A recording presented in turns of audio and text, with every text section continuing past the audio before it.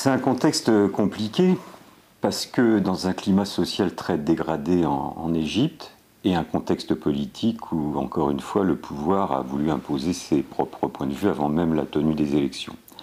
Alors tout d'abord, l'aspect social.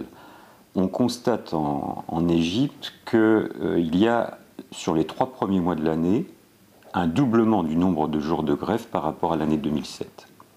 La plupart des grèves qui ont lieu en Égypte, et c'est le cas de ces derniers jours, ont bien sûr comme raison les questions de niveau de vie, les revendications salariales, l'augmentation du SMIC, etc. Parce qu'en Égypte, comme dans beaucoup d'autres pays, les prix des matières premières, des denrées de base, ont presque doublé en 3 mois.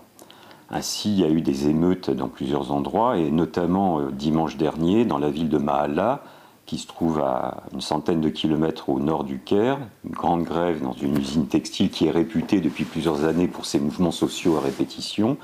Et cette grève, accompagnée de manifestations, s'est soldée par une répression très violente et la mort d'un adolescent qui participait à cette manifestation. Donc un climat social assez dégradé.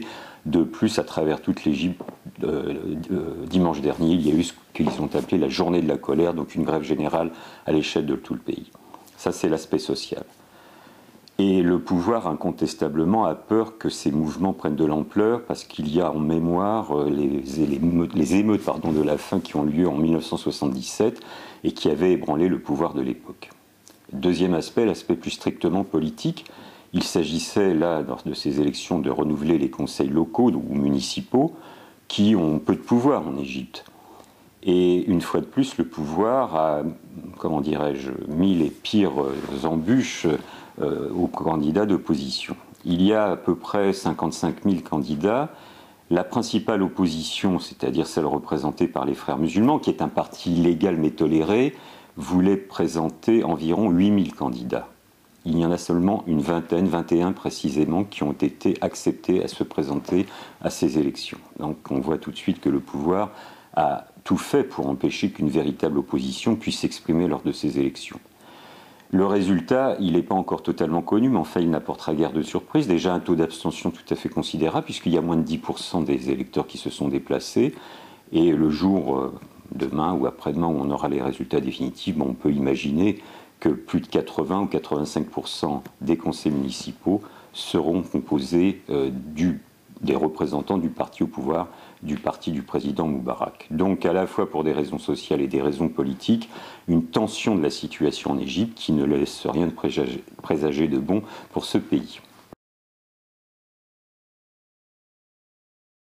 Il y a quand même un paradoxe dans ce pays, allié des États-Unis, dont souvent d'ailleurs les mêmes États-Unis ont vanté les mérites du progrès, du dialogue, etc. En réalité, c'est tout le contraire, puisque depuis 1981, il y a effectivement un état d'urgence, que les différents rendez-vous électoraux se soldent systématiquement par des scores quasiment à la soviétique en faveur du parti au pouvoir, et que pour ces municipales, nous en aurons une preuve supplémentaire. Et il est clair que les Égyptiens supportent de moins en moins cette situation, c'est incontestable. Et d'ailleurs, lors des dernières élections législatives, les Frères musulmans, cette opposition qui est sûrement la mieux structurée en Égypte, avait remporté 20% des sièges au Parlement. Et incontestablement, Moubarak se méfie beaucoup de la situation. Et d'ailleurs, les élections municipales qui ont eu lieu avant-hier auraient dû se tenir en réalité en 2006. Elles ont été repoussées de 2 ans par convenance pour le président égyptien, parce qu'il a très peur de voir le mouvement de l'islam politique en Égypte prendre de l'ampleur. Donc incontestablement, les manifestations qui se développent prendront-elles encore plus d'ampleur dans les jours à venir ou les semaines à venir? C'est très probable, bien qu'on ne soit sûr de rien, et c'est véritablement un avertissement pour les prochaines échéances électorales en Égypte, d'autant que le président Moubarak a quand même 79 ans. Certains ont émis des problèmes de santé qui n'ont pas été prouvés et se pose d'ores et déjà la question de la succession.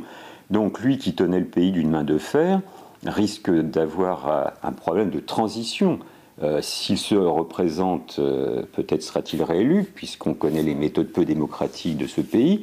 Si ce n'est pas lui, l'opposition peut s'engouffrer dans la brèche qui sera ouverte, et ainsi le pouvoir peut être très ébranlé dans les semaines à venir et lors des prochaines échéances électorales.